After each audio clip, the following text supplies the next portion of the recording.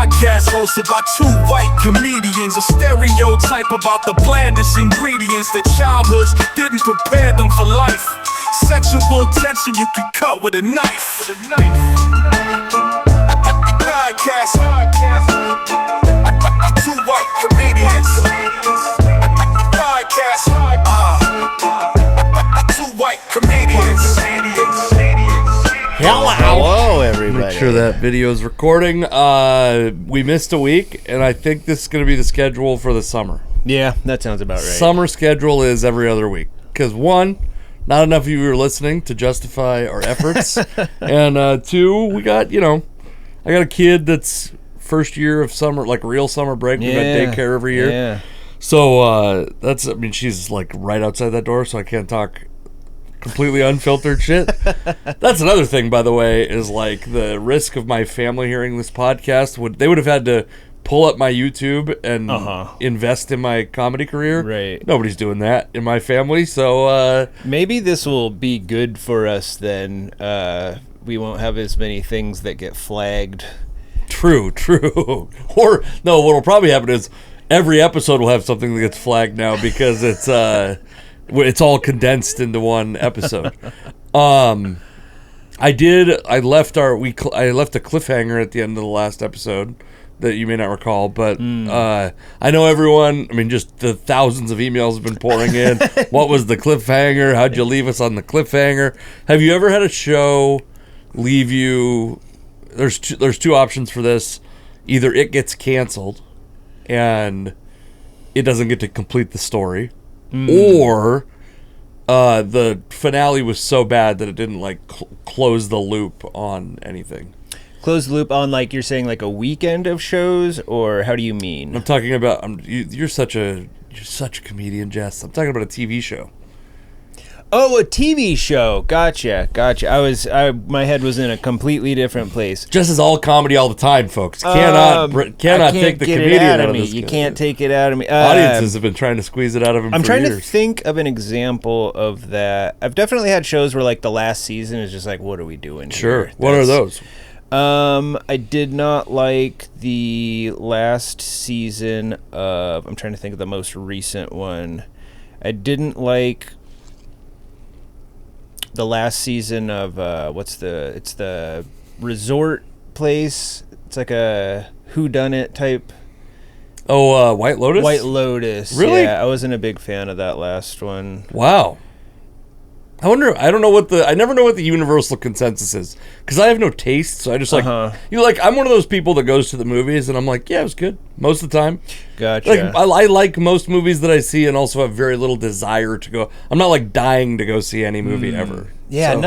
nothing's standing out. I'm sure I'm not good at that with a quick recall question. I'm gonna give you some examples. Seinfeld has a famously bad finale, but I don't think that there's no storylines in Seinfeld that needed to have comedies. It's pretty rare. Yeah. I think that The Office sucked after Jim and Pam got together. It should have ended. Their wedding should have been the end of the whole series. Yeah, that would have been good. They had more money to make, and we had to get Kathy Bates involved for some reason. And I don't.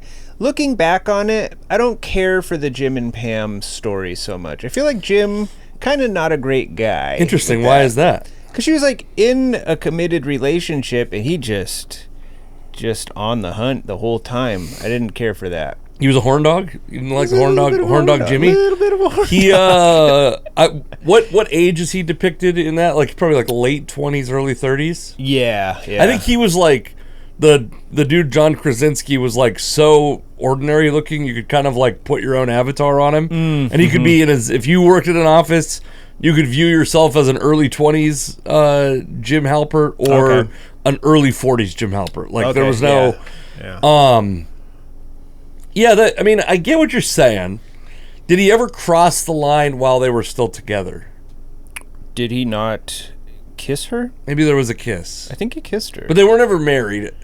Her and Roy. No, they weren't married, but No, I'm with you. It is interesting. Have you ever heard our friend Jay Hollingsworth had a great joke that I don't think he tells anymore, but it was about how all of the most popular among women romantic like romance movies. It's all just a woman being a complete whore. We should. I mean, that would be nice if we were like prepared and could like fully listen to the bit. Yeah. Great bit about it.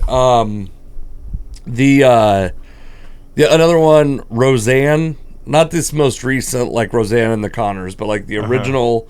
I mean, this one, she's flawless. The going insane on social media, can't ask for better. No, but the original, there was like, because my wife is a big Roseanne fan. She estimated that she's seen every episode of Roseanne outside of the last season, because she'll like watch the whole series and not. She estimates 50 times. Wow. I don't think it's quite 50, but it's certainly, it's like between 25 and 50. I did like Roseanne. That was a great show. Underrated. They touched on a lot of like heavy topics that I haven't really seen in a lot of other shows. Controversial stuff, and most often on the right side of it. I think. I mean, I think always on the right side of it, which is interesting that that's the case. And then Roseanne has taken this controversial turn in recent years to be like, I don't think on the right side all the time. Let's just say that.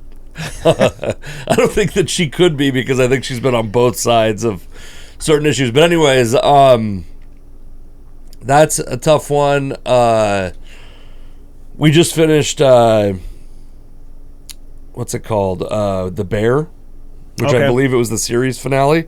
Very, I would say it's like a show where I didn't realize it at the time. And I'm not going to spoil it to anyone because it's like pretty recently out. But the second to last episode, the last episode's very good. But you're like, they kind of do the going. They always do like a going away episode, where you kind of like find out what's the and. A lot of times it's the last episode, or like on certain shows, somebody like on The Office, I think it would be like someone's last episode, they were quitting or whatever. Steve Carell's last episode, whatever. Right. This was the bulk of the like outstanding storylines got tied up the second to last episode. Okay. And then the last one was just like a very well made, but like kind of more artsy. Which I actually liked it. But two shows that I think got fucked because they got canceled. One, did you ever watch the show Last Man on Earth? Yes. Loved that show. Was Great so disappointed that they didn't continue with it. It's also a show that existed before the COVID pandemic. That was about a virus that killed a huge... the vast majority of the Earth's population, or at least and I will say, I think in retrospect it might have ended at the right time for society. Like it might have been a tough show to watch the final season of, because I think the final season would have been 2020, which would have been like a lot of shows that were in the can. It was like really cool to binge them because you had all this time that we'll never have again, hopefully. But that one you'd be like, fuck, this is just depressing to watch. It'd be like it is World War II and a great World War I documentary comes out and you're like, fuck, this is no good. And then the other one is King of the Hill, which like similarly just like ends because it got canceled. Gotcha. Yeah, I was gonna say I can't remember like the last few episodes of the last season. I don't know if Last Man on Earth, part of the thing that happens is I think that like it's kind of like I know this from like anecdotes from other people, the Star Wars movies and all these like sci-fi things, a lot of times they're based on books, and then they're too lucrative, so they start to have to create outside of the canon of the book. And I don't know if like the original planned storyline of Last Man on Earth got expanded on. Like if they had given them I think it was 5 seasons. If they'd given them a 6th season, would they have planned on wrapping it up that season, or would we still be kind of like slow rolling the return of civilization, or whatever, or the end of civilization? I guess that's the other option, because they were facing some challenges at the end of that.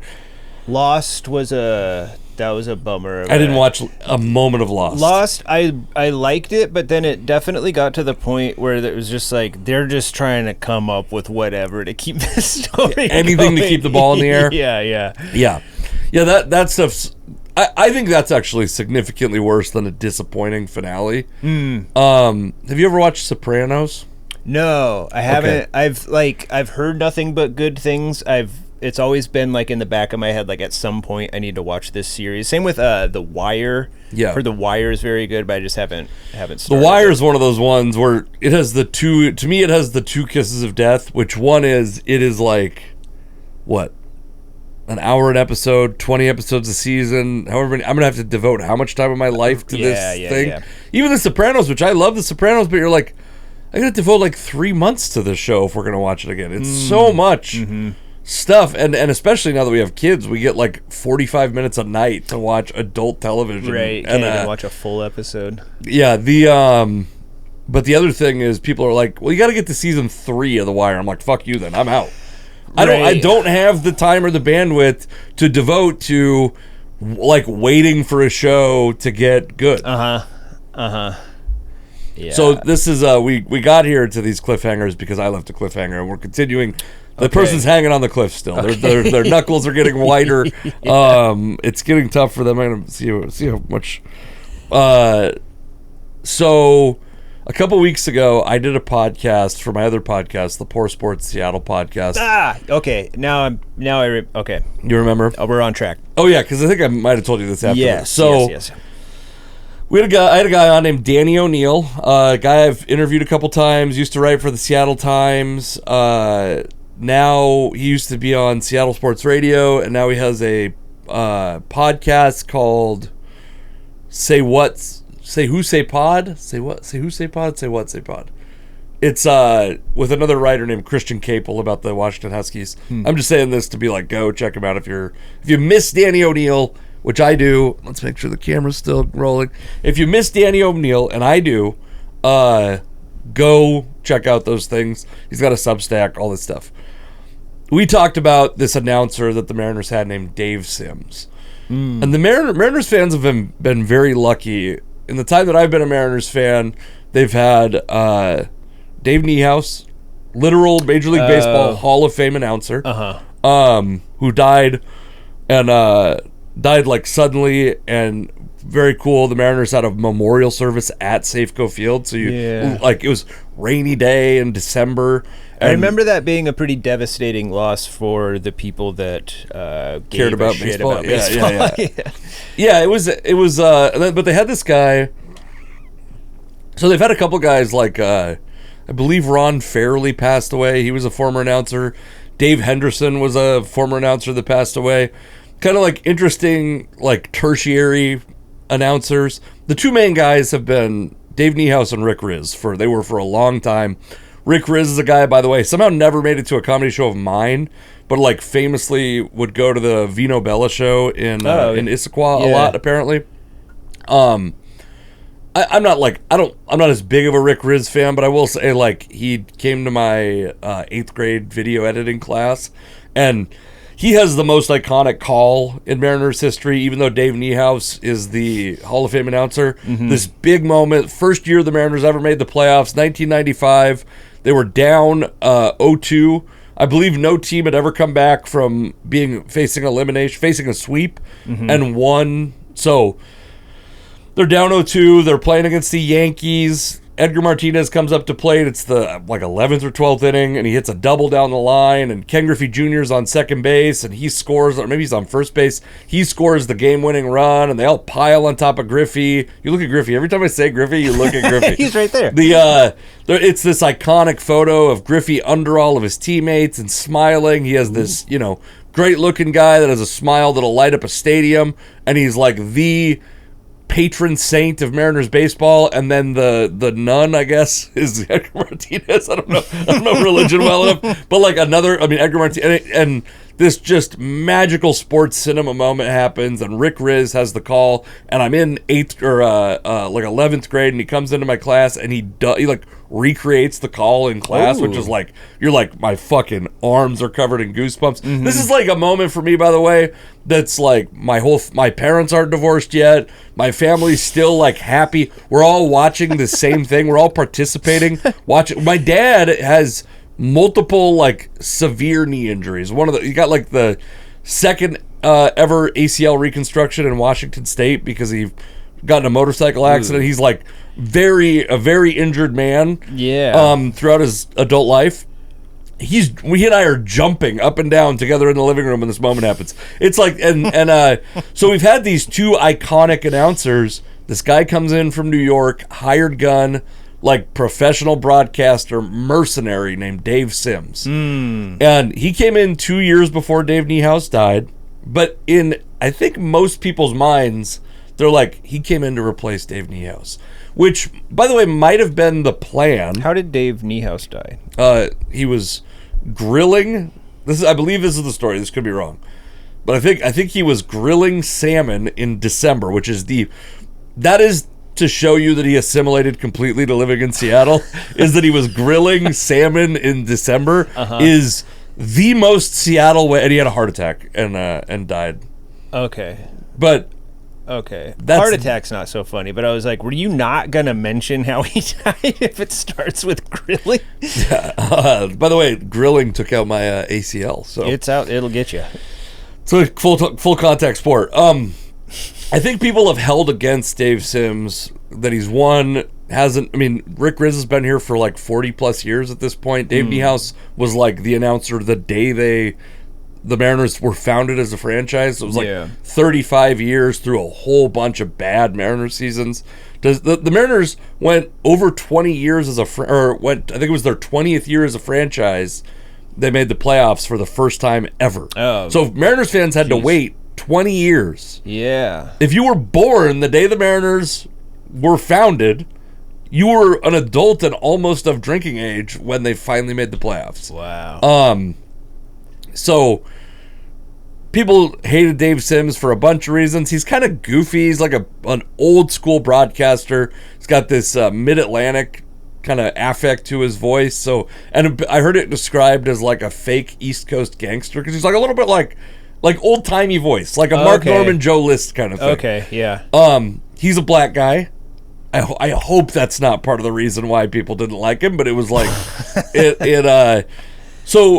but he's a black dude broadcasting, like started sports news essentially as a concept. He was at the ground floor of that. Like, has been in broadcasting since before ESPN was a network. Wow. So he was like doing like nightly cable sports news before that was even a thing. Huh. So just this like storied career, but he comes in and he's got East Coast vibe. We're a West Coast place. Yep. And some group of the fans liked him, and some the people that didn't were very vocal on social media. One thing they would get mad at him for that I would always make fun of people getting mad at him for is they would get mad at him for pronouncing Spanish names correctly. So like with the appropriate, because to those people it seemed like try hard, where to be like he was rolling his R's and stuff. Yeah, and like a lot of times a good example is there's this guy that the Seahawks just drafted, and it's a friend of mine that says this, that his name is Elijah Arroyo. People would say Arroyo, but that's not actually how that name is pronounced in Spanish. It's Arroyo. Like the O is not oi, it's O. So this guy, if you were at a Mexican restaurant with him, it might be a little problematic. No, because he grew up in New York, grew up around New York, probably actually speaks Spanish because he grew up around people who speak Spanish. So he's actually doing the correct thing that he was taught as a kid because he actually knows how these words are pronounced instead of pronouncing them like an Anglo-tongued whatever, and people will get so mad at him. And it's like, how many baseball players have Spanish last names? A lot. Yeah. He's pronouncing the player's name the way that guy wants his name to be pronounced correctly. Was there a turnaround eventually where he was like universally loved, or was it just, he was split down the middle the whole time? Yes, and in the last year there was all this conversation about like his contract was up, and the Yankees, his hometown team, had a radio position open, and they had like publicly, or not publicly, but it was like leaked publicly that they had expressed interest in him coming. And by the way, I'll tell you this, I loved him. I thought he was great. I thought he's like the most professional broadcaster. I admired his career. Thought he was really good. He had and he's like, I mean, you're not a sports guy, but like he is in the category of broadcasters. He does like NFL games, college basketball games, the main play-by-play guy for the Mariners, and does like a radio show with this coach named Mike Krzyzewski, who's probably the most, I think he's the all-time winningest coach in college basketball history. But if not, he was at one point and might have gotten, I think he is though. And he's, just this legendary, he's done everything. He's the players, the Hall of Famers that are just names of players I never got to see. He like knew those guys in real life. Oh, yeah. And so I do this podcast with Danny O'Neill. He and I both like Dave Sims. We're both big fans. Both defend him to people around us who don't like him as much, right? And I was just remembering I did not set your levels, but I did. So we both defend him like a lot. And so we have this podcast that's great. And I get a message from Danny O'Neill the next day. He goes, hey, Dave listened to the podcast. Can I give him your number? Wow. Which is, I don't know if he explicitly said, for the sake of this podcast, let's say I'm not certain that he said he liked it. He just said, Dave listened to the podcast. Gotcha. Can I give him your number? And I said a lot of positive things, but I'm also a comedian, so I made a couple jokes about he's got this kind of old-timey radio voice, and I'm like, maybe he's not going to, I don't know if this is a positive call or a negative call. Gotcha. And he calls me and he goes, so he leaves a voicemail. I'm at, my phone is set so that it won't receive calls from numbers I don't have saved. Okay. They'll just go straight to voicemail. Yep. But I'm at a field trip with my daughter anyway. At the loudest fucking bowling alley. It's like, just like 90 kindergartners at this bowling alley. A lot of bumpers. All bumpers. All bumpers. These bumpers got to work out. Bumpers and ramps? No ramps, because there's not enough ramps. They probably do have ramps, but there's not 90 ramps or whatever. There's not 15 ramps. They're not planning need for there another bowling alley just to store all the ramps. They need 15 additional bowling alleys to have enough. So I don't answer it. Then I get in my car, and it's so funny because Dave Sims, if you look at this guy, I'm not saying he looks like a young guy, but he's in his 70s. You would never guess he's in his 70s. He's looked like he was in his 50s since he was 30. Oh, but he still looks like he's in his 50s. Yeah. And he calls me and he goes, hey, Casey, Dave Sims. And I'm like, obviously I know your voice. Like you almost don't even need to say it, but fine. And then he gives me so funny. He gives me the date and the time it is in his time zone and my time zone. That he's calling?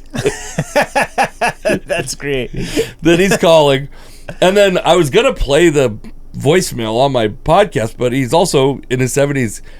He calls me on my cell phone. And he says his number 4 times in a 45-second voicemail. But he's like, hey, man, I just, wanted to call, tell you I listened to that podcast with you and Danny, really appreciated it. I never understood why people got mad about the Spanish last names thing. I didn't know if that was going to be the thing that resonated, right? And so then I called him back, got a voicemail, and just sent him a text.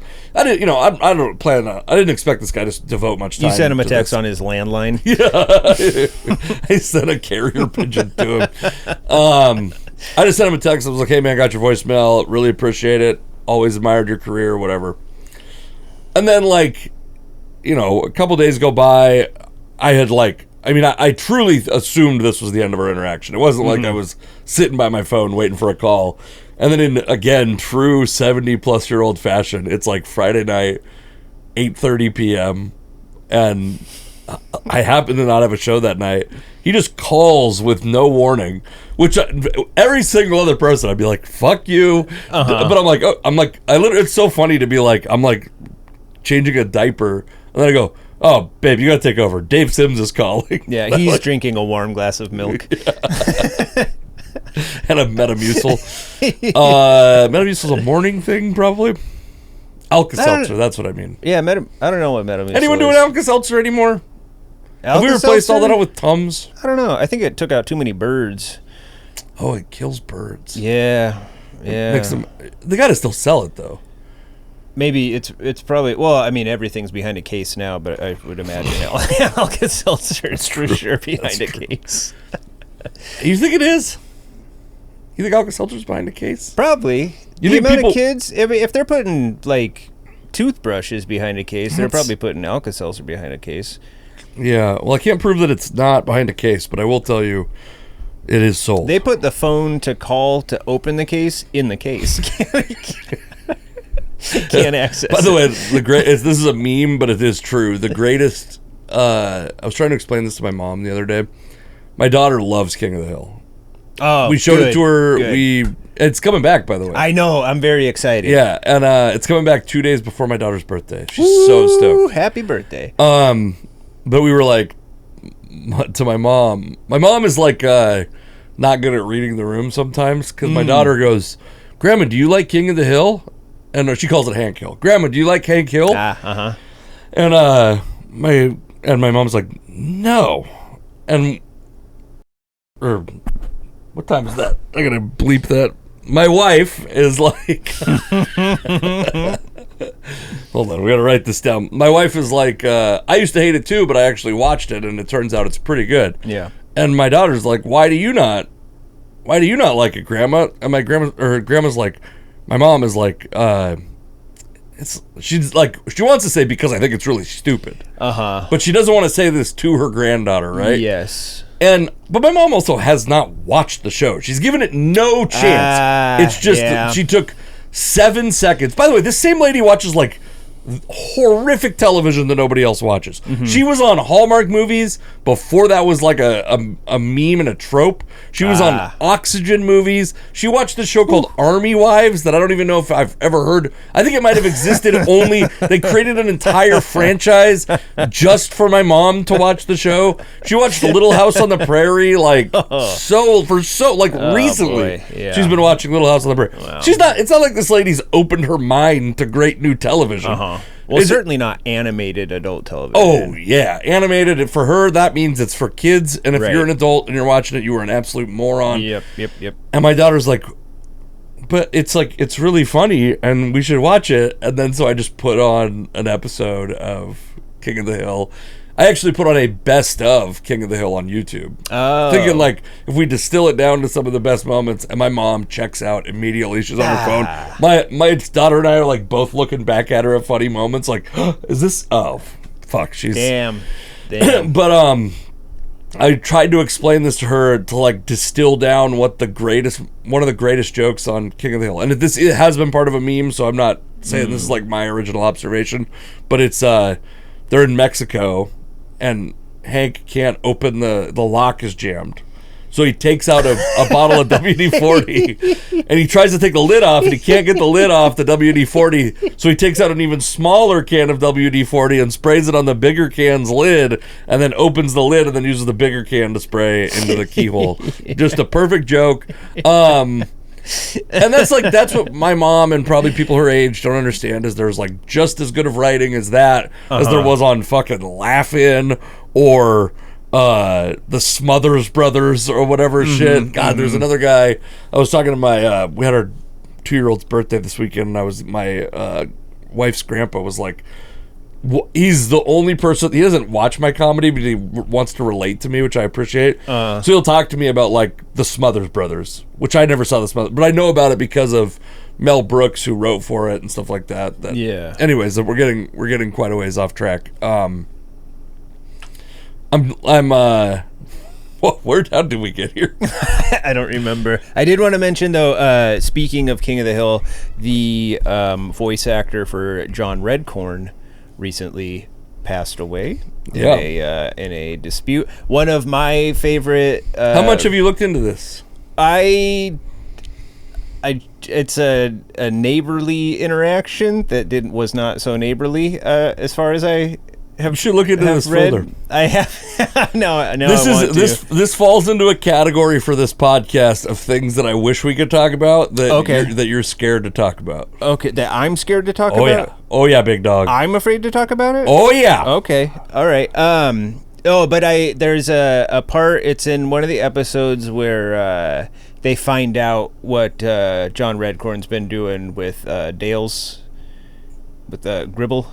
Yeah. Gribble's Are you trying to like? gal? Yeah. But I believe Nancy Gribble. Nancy. Yep. But Peggy, she's like, John Redcorn, and he just goes, Peggy Hill. And it was one of the bits that they play like at the end of the episode. They just play the audio from it. Yeah, I thought that was very funny. Yeah, that's fun. Peggy Hill, by the way, much like John Krasinski / Jim Halpert, like, quietly like a true psychopath narcissist. Oh yeah. Show. Like, really one of the most despicable characters on TV. Could not stand her. Yeah. Okay, well, that was the whole thing? Is that how we got what we got to? Dave Sims called me. It was cool, and he was nice, by the way. I don't think I said what he said. He just called and he's like, "Hey, yeah, I really appreciate it." Oh, I guess the thing to round it all out and put a bow on it is, he was like, "Yeah, I really, I appreciate that. I never understood why people get mad about the Spanish names. Like, I just said them correctly the way I was taught." And he's like, Roberto Clemente hated when people called him Robbie. Roberto Clemente to me is like Babe Ruth. Like it's just before I was born. The fact that this guy like not only watched him, but called games for him and knew him well enough to be like, yeah, he hated when people called him Robbie Clemente. I was like, God damn, this guy's like, to me, that guy is. It's have you seen Joe List's bit about Picasso and how he's got an incredibly viral bit where he talks about how he thought Picasso was from like the 1300s and he's like he watched 5 Super Bowls, he was drinking Mountain Dew in a Honda. Like that's what I feel about Roberto Clemente, where it's like, to me that guy is like had to be from the 1940s. I mean, I guess he's got to be post Jackie Robinson to break the color barrier, but yeah, it's just like it feels like a guy who was around so long ago, but that he was around recently enough that Dave Sims, this guy who's leaving his number 4 times on my phone, called his games and knew him. Wow. I assume you had to have saved that voicemail, right? I haven't deleted it, but it's like it's not. There's not that much to it. It's like if I really want to remember his number 4 times, I will probably bug him to do a podcast in the off season. Oh, that'd be cool. He's so busy during the season, I didn't even come close to the topic. Gotcha. And also, by the way, like he likes comics. I will say he has a podcast called Hey Now with his 2 sons. He has 2 like adult sons, and one of them is like, they're both like very accomplished, but I can't remember what one of them is in entertainment and the other one isn't, I think. Like is not like on screen, but like is involved in entertainment somewhere. Gotcha. Did the best non-comedian interview of Bill Burr that I've ever heard, I think. Yeah. Nice. What you got? It's been 2 weeks. Gee whiz. I've used like half the episode. I know. Talking about something I couldn't care less about. Jesus. Just sports, I mean, not... Jesus. Your story was nice to you, but Jesus. Sports. Oh my God. Don't know what you're talking brutalized about. I had a good couple of weekends of comedy. I featured for Sarah Colonna. Is it Colonna? Kelowna, yes. Kelowna. Big fan. At Emerald City Comedy Club. I got to twice, like almost back-to-back weekends I was there. Great time. She's a very sweet gal, very just normal person. I love it when a person that's like a very accomplished person in whatever they do doesn't spend really any time talking about themselves and their accomplishments. Oh, dude, yeah. That's very annoying to me. You and I had talked about that, and I think we both left her off the list, maybe because we both have worked with her, but she's one of those people. I said it's rare that I meet a like famous touring headliner or a touring headliner that's not like how did I describe it? It was like oh fuck, that hasn't been like consumed by it or something. Like Oh, yeah. no, sorry, that exceeds your expectations. Yeah. And it's not. I mean, I'm not going to shit talk anyone in particular, but like, it's a short list. And by the way, the list is not just people whose comedy I like or who I admire. Like, there's many people whose comedy I still love, and who I still like as people, but who are like, they did not. I like them in spite of the fact that they did not meet or exceed my expectations. Right. When I imagined working with a person who would treat me like a human being at first, you know? Yeah. Very, very warm person. I didn't really I like to give people space, especially dependent on like what the green room situation is like.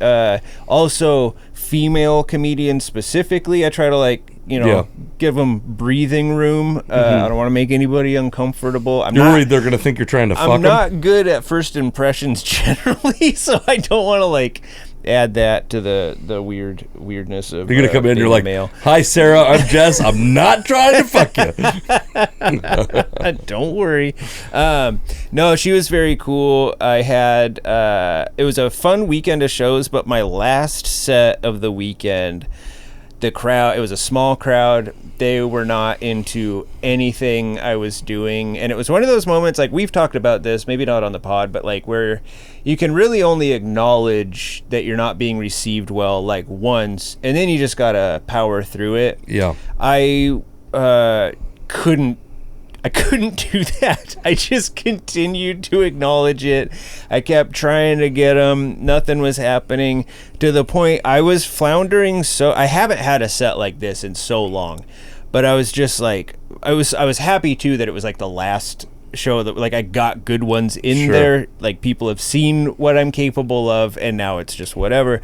But I just was spiraling to the point where literally the last noise that was made from me before I got off stage was my nose slamming into the mic and almost knocking it out of the stand. Oh, that's great. I was so flustered. I was like, all right, I'm out of here. Bent over to grab my stuff, stood up, and just like, it was like a loud thud. Everybody could hear it. And then that was the only show that I went into the green room and just stayed in the green room by myself. Yeah, I'm pouted. But that was a fun weekend. And then I just, to cap that weekend, you headlined. Oh yeah, at 6th Ave. I got to pop in, hang out with you, did a guest set. I was not planning on staying for the whole show. You kept me in my seat. It kept your attention? Yeah, that was a fun show. Yeah, I had a lot of fun on that show. I just put a clip out of it today, and one from last week that I had unfortunately the audio didn't record correctly because I had a couple really funny moments that just like don't translate as well when you have to when it's just like the shitty in-room audio. Right. Yeah, that was really fun. I had Nancy Jean Nally open for me, who trans lady who is also cool. All right. I just mean like and JoJo Blacko is another person in our scene that I don't really like. We don't really do a bunch of like talking about comics in our local scene, but like there is a perception of queer comics that they're like going to be very sensitive about certain stuff, and those are two comics that I will say are like very much true comics and will talk shit and take shit and all that stuff. So I appreciate that about both them. The Nancy Jean did a joke about me. She was like, this guy, by the way, I set up my audio and I saw this dude. I was like, this guy looks exactly like me. I'm definitely going to say something. And then she said something about it like 8 minutes before I went on stage, and it was like set up I think an even funnier joke. Yeah. No, I didn't see, because I was sitting like kind of at an angle where I couldn't see like a straight on view. Yeah. But when I watched the tape, I'm like, oh, they do look crazy similar. No, he looks like me if my beard would grow out longer, basically. Right. Yeah. That was a fun show, fun hang. And then just this last weekend, I featured for Jeremiah Watkins at the same club. And that was one where all I've ever heard is how like sweet of a guy he is, just like down to earth. And that was one that at the very least met those expectations, if not exceeded them. Just could not have been more of a normal guy. What are we talking about as far as etiquette goes? I'm assuming I'm asking this for me. I'm asking this for other comics that listen.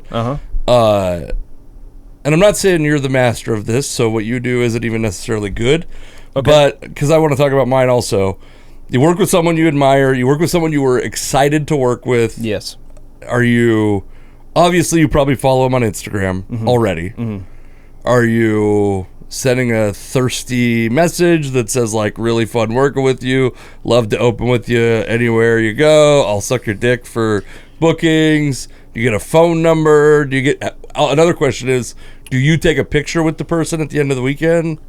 A picture was taken. I'm terrible at intentionally. Like you were like, "Can I get a selfie with you?" No, it was actually the host that was like, "Let's get a picture of the three of us." Oh, that's nice when the host pulls that shit. I never think to take pictures of stuff. It's just like never been a thing for me. I can't, for some reason, build that habit of like taking taking pictures during shows and stuff like that. Didn't take a picture. When I got there, he showed up like pretty much immediately after I did, but he's got like a full-time camera guy. So like they're out setting stuff up. So it was just like a quick hello, and then like I'm not gonna be like, hey, look, I love you or whatever. Well, he's got his camera guy. There's also a thing for me where if I'm like, because you have like kind of a plan in your head, like here's how this first interaction's gonna go. But then if there's like a third party that I also am not familiar with, now I'm like, well, now I have an audience for my first interaction with this other person that like I was planning on talking to. I shut down completely. Sure. I'm like cordial, but it's like I'm not gonna say the things that I was gonna say now. Camera guy turned out to be awesome too. Yeah. They were both nice, but I take some warming up. I do this exact thing, and I agree with you completely, because it's like, one, you're like, I imagined this being like a chance to have a one-on-one interaction and not have somebody there that I know he already knows and likes that has the comfortability with him to be like, that guy's a real fucking weirdo, to taint the experience, poison the well. Because a lot of times, and this is my own perception, but I'll be like, if I show up to a place and like, if I'm hosting a show or whatever, if I'm on a show and the other two comics know each other, I kind of assume that there's going to be like a little bit of competitive, like, this person isn't going to they don't want to lose their job to me. You know what I mean? So like, and the camera guy's not going to lose his job to you, but like, I mean, maybe if you're a great camera guy and an opener and a great hang and, not super awkward. None of these things you are, by the way, so it's all, he's safe. The picture thing, I'll tell you my philosophy that I don't think has served me at all, but I keep doing it because I don't know any other way. I want these folks to eventually view me as a peer. But this is no good. Because why wouldn't I be like, tag him in the photo, this is like, yes. But I'm also at a point, and this is like earlier, I think I would have been, when you start doing comedy, every single thing means so much to you, positive or negative. You assume, like, I had a guy that I like, but I booked him on a show, and he's like, thanks for booking me on the show. And I'm like, oh yeah, by the way, those other two people in the show, they book a couple other shows. And he's like, oh man, I already knew that. I thought that's why you booked me on the show, is so that you were hooking me up with these bookers. And I'm like, oh, it's great that you think that I care about you that much. I had zero. I just, like we talked about last week, you're just never thinking about anyone else as much as you're thinking about yourself. Right. There's no comic in the world that I think about enough that I'd be like, you know who I should really set him up with a couple bookers. Right. There might be like, the closest, or the only version of that really, is when you go like, someone's like, who do you want to open for you? And you're like, fuck, who can I give an opportunity to? Nancy Jean. Yeah. Yep. She hosted. Chandler Hatch, who was the MC. I love that. But I'm never like, ooh, how can I help so-and-so's career today? Right, it never pops in your mind because you're just desperately clawing for your own career. So there's no... So I'm like, I used to be like every goddamn time if I got someone's phone number, I'd be like a guy planning a text to a hot lady. I'd be like, gotcha. Ooh, I don't want to sound desperate, but I want to, Yeah, I want to remember, whatever. And, that's like never really served me well or badly, but it's never made a difference. And I've put a lot of thought into it. So, I'm not like, It's very funny though, because it's the closest thing to dating I do in my almost my late 30s. I've been with my wife for 15 years. I was like, you're like, ooh, does so and so like me? Do they like me though? Yeah. Did they give you your phone number? Did I have like random famous comedians numbers where I'm like, one, it's probably not even the same number, but two, like, what am I going to do with this phone number? Right. Is Theo Vaughn gonna answer my call? No.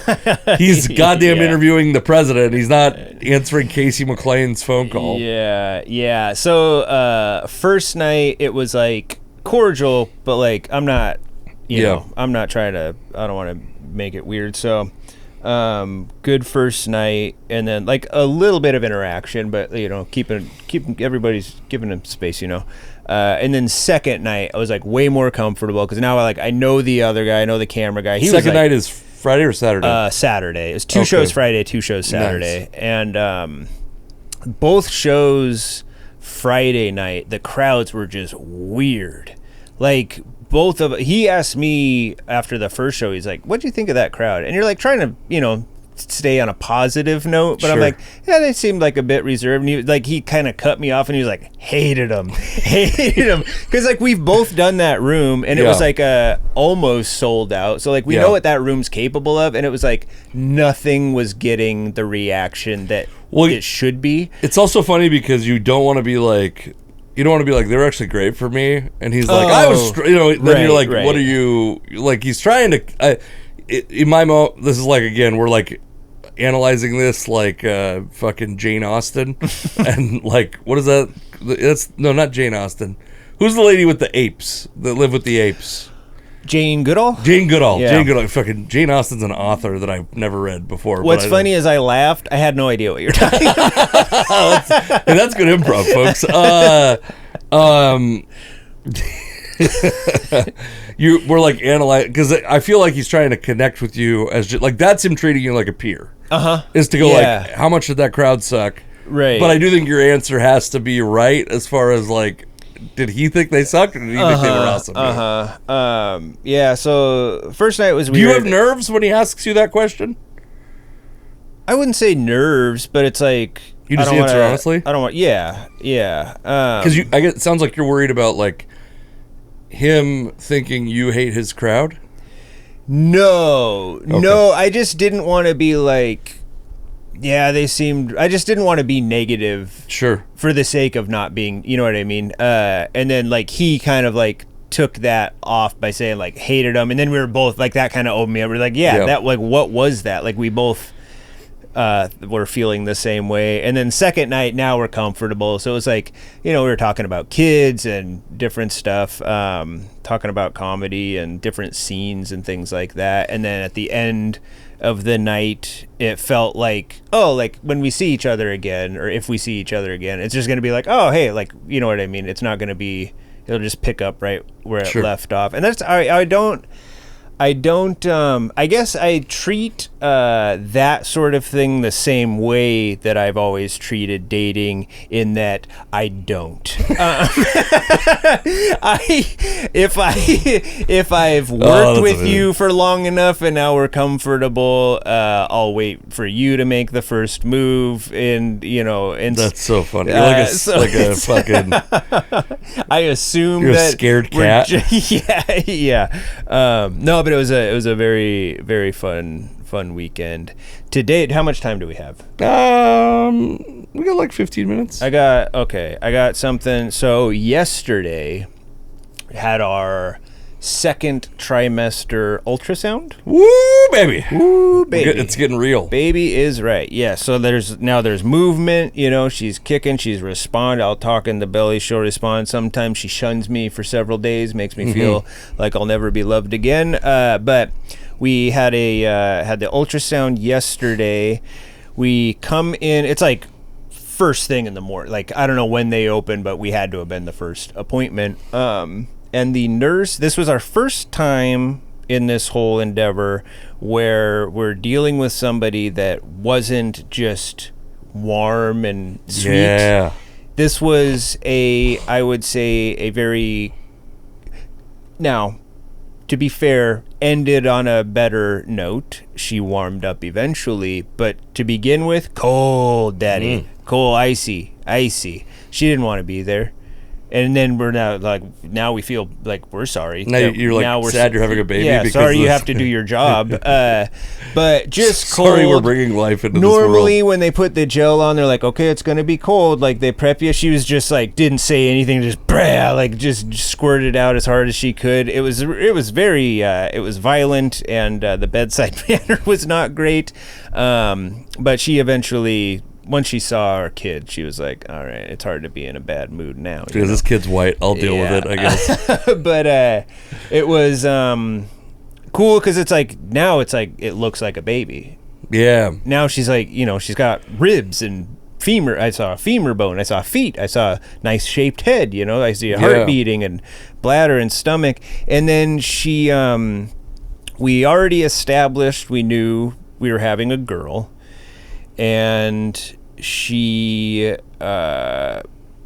proved that to us visually, which it was like they do it's like an anatomy thing, so they're just like going through the whole body. And then it's kind of a weird thing where they're like, there's an ear, there's an eyeball, there's a vagina. Yes. To cap that, she's, they print out some pictures from the ultrasound. They pick out some good ones. Here's a nice profile of the head. Here's a foot. Here's a hand. And then it was just a close-up of baby vagina. Like, that's all that's there. And with a arrow pointing at it, and then girl exclamation point. And I'm like, I don't need this. 3 years ago, that would have been a question mark. Yep. No, it was, I'm like, what am I going to do with this? I don't, also delete that. Whatever files you have, you got to delete that. Nobody needs that. Yeah, that is funny that it's like, if she was on the outside of the womb, that suddenly becomes a felony. Right. But I'm like, why? You didn't need to include, I didn't need that printed out. Man. I'm never going to show, I don't know what to do with it now. Burn it, I guess. I don't know. Like, I'm not. Maybe they're tracking that piece of paper. I don't want to keep it, but it's like, that's like Hedberg's joke about the receipt for a donut. Like, I don't need to I'm never going to have to prove photographically. What does he say? Like, we don't need to bring paperwork into this transaction? Yeah, that's funny. That's crazy. My wife, the first, or both of them, but the first one, it was like the most pronounced. She'd be like, it kind of looks like a monkey. And I'm like, well, yeah, we're both primates. And it's like a two-dimensional image of a skull. Like, yeah, that's the deal. It's like they kind of, she's like, I know, but I'm worried our kid's going to look like a monkey. And I'm like, she's not going to look like a monkey. Like, she's like, well, her head's shaped weird. I'm like, it's like everybody's head. You just don't have hair. You have hair on your head, so it doesn't look. Yeah, it's also very soft. Kind of getting like bushed around. Yeah, it's gonna be a whole different Play-Doh shape when it comes out of the chute. Yeah. That's fine. Have you ever seen like a cat's skull and you're like, that's under that little fluffy head? Like, it's like that. It's like it's the skull. Of course, this is Yeah. So that was fun though. That was fun. Got a real scope of it. It was kind of it kind of started to, because you're sitting there forever for the second one.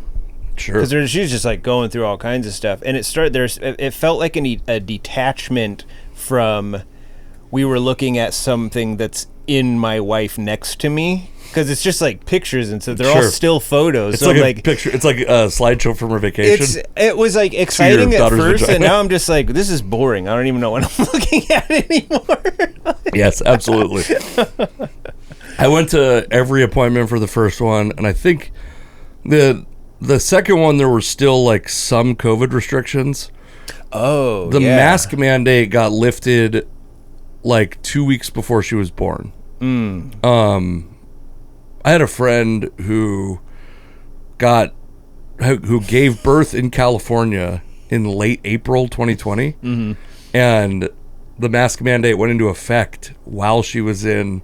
So her husband was like the last person to enter that hospital because like it wasn't a mask mandate. It was no partners in the delivery room. But if you were already in the delivery room, so they like fudged it so he could come in because it was like hours after it went into effect that she went into labor. Wow. And they were like, if you fucking leave this room and take your mask off, we will kill you. Jeez. Anyway, can I tell you? Or were you done with? Can I tell you one quick one? Yeah, that's pretty much it. Okay. I don't mean to cut you off. No, You got more? I mean, that was like basically just like the printed out picture was the main thing that I was like, is this fucking normal? Like, Yeah. did they do this? So you've probably been to Home Depot more times than I have, or hardware stores more times than I Buddy, have. I've been to Home Depot more times than I want to think about. Sure. Multiple times a day, just, yes. Yeah, so I'm Yes. like once a month I'll end up there for something probably.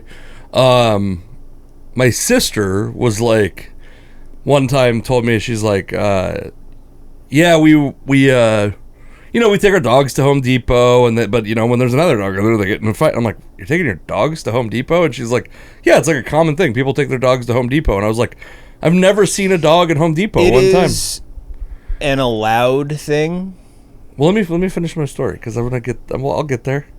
but I'm angry as that. Oh yeah. By the way, I have a dog. She doesn't go to Home Depot with me. No. My sister, before she had a kid, was, I would say, bordering on the kind of the archetype of the white woman that has to bring her dog everywhere.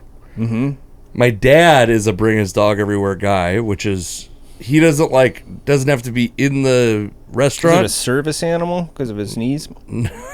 No, this is one of them was a very, very violent blue heeler Jack Russell Terrier mix that bit my sister in a way that, like, if that had been someone he didn't know, this dog would have been euthanized. Oh, right. Like, right. clamped onto her leg. Ooh.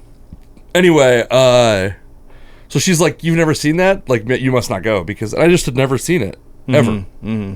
And the other day, can't remember what I was buying some, we were doing some home projects, and I was in there buying something, just kind of browsing. I go in with like a half a plan and then kind of look around after that and see what else is there.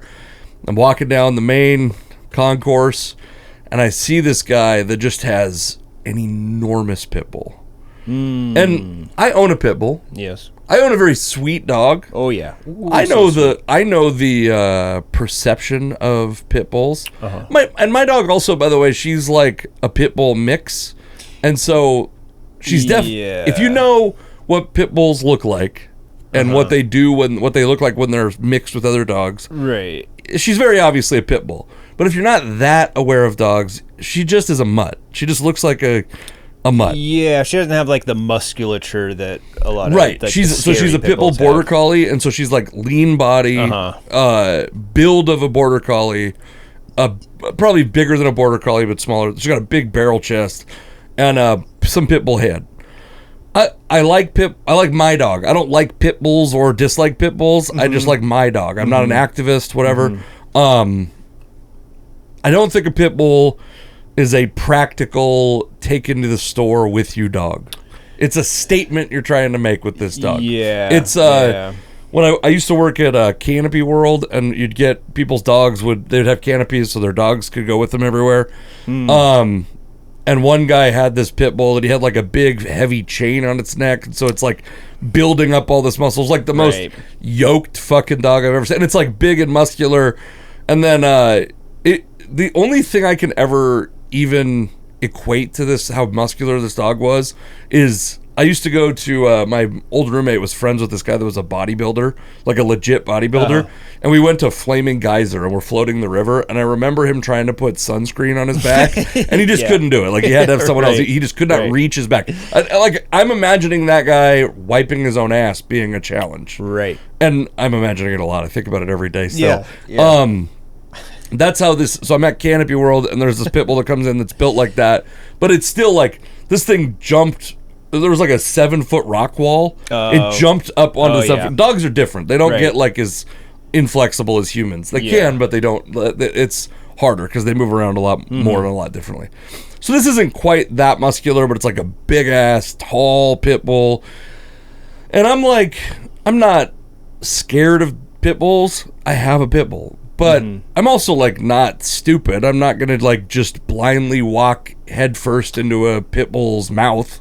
I'm going to be aware of what this dog's doing, right? Yeah. And I'm sure this guy, one, he's bringing this dog in as a statement. He's like trying to show how big his dick is. In fact, I'm going to try, because I'm going to try to get this up before the, he is walking around looking tough with this pit bull.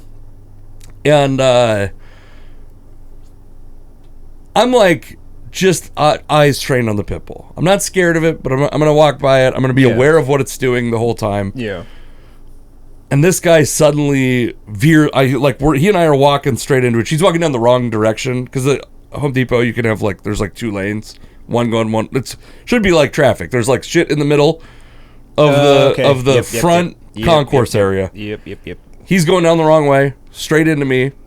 I'm keeping an eye on his dog. Suddenly he pulls the dog and I think it didn't look like, oh shit, I need something. It looked like it looked like this guy's afraid of my dog. I'm going to get my dog away from this guy. That's what it looked like to me. Yeah. And so then this is the first dog I've ever seen at Home Depot is this enormous fucking muscular pit bull and an owner who is an obvious douchebag who's like obviously got this dog to look cool with this dog. Right. And I'm walking towards it. He rips this dog into this aisle. And I get to that aisle and I look, and this dog is taking the biggest fucking shit. Oh, yes. just taking a horse-sized shit in the middle. Yeah. And it's like, this is the thing. I just want 1 ounce of that lack of like shame. Right. Because shame stops me from bringing my dog to Home Depot and leaving her in the car. It stops me from taking her into Home Depot. The idea of her having a negative interaction with another dog at a place where dogs are not really supposed to be. Right. The shame, and the threat close of that quarters, shame. like you can't. It's hard to she's keep gonna be knocking over lawnmowers and shit. It's all. It's just. I just have no. And then. So. I literally text my sister immediately. I just go like, finally saw my first dog at Home Depot. It was this pit bull. Saw him take the biggest shit I've ever seen a dog take in the world. And then later I was looking at something, and who comes down the aisle but this fella and his pit bull, who I'm not going to post on the video. It's not that exciting. But check what's hanging off this guy's. The nuts are attached to the pit bull also. We got so many pit bulls. Every goddamn shelter dog is mixed with pit bull. We're not no shortage of pit bulls. And he's got the nuts hanging off of the back of this dog, which is really like the classic. And I don't even care. However you feel about neutering dogs, I'm telling you, the guy that's the douchebag that can barely keep a hold of this dog because it's so big and he's not a big guy, that's the same guy that's going to think he needs to leave his nuts on his... That's fair. Yeah, I went immediately to anger when you brought this story I up could feel because it. I like we've talked about, I frequent Home Depot. I've been hundreds and hundreds of times, and the amount of dog piss and dog shit that I've seen on the floor of Home Depot, and just like nobody's ever bringing a good dog into. It's like, why is it always the same? There are good dogs out there. Yeah. Those dog owners also are not bringing their dog to Home Depot. They're good dog owners. What are people letting the dogs piss and shit and then not doing anything about it? I think because I'd be diving under her asshole like I'm protecting the president from a bullet. This is what I think happens. The same reason that the type of person that would bring a dog into Home Depot, I think in their mind they're like, this is Home Depot's fault. If they didn't want this to happen, they wouldn't allow dogs into Home Depot. There are employees here. This will give them something to do. That's bad. That's bad. That's why I'm angry. All right, that's the end of the podcast. I'm going to give some dates of mine because we're really bad at doing this. July 18th, I will be in Wenatchee. I cannot remember the name of the venue right now, but it's the only comedy show happening in Wenatchee on July 18th. I'm certain of it. July 19th, the Juanita Cantina. I'm sorry I pronounced the Spanish name too correctly. In Kirkland, Washington, my illustrious return to Kirkland, Washington. I'll be in Bremerton, July 26th, headlining a show. And then I got some shit in August, but we'll talk about it in August. I'm going to be, for all of my Southern Oregon friends, I'm going to be in Southern Oregon back-to-back weekends, 10th through the 12th for I think it's the Capital City Comedy Festival. I will not be in Capital City for that Giggle Fest? I think so, whatever Boyce's thing is. Yeah. And then back down there again the following weekend, 17th through the 19th. So look for me down there. Southern Oregon exclusive, Jess Everett. All right, Casey McLean Comedy. I'm Jess Everett. Bye, everybody.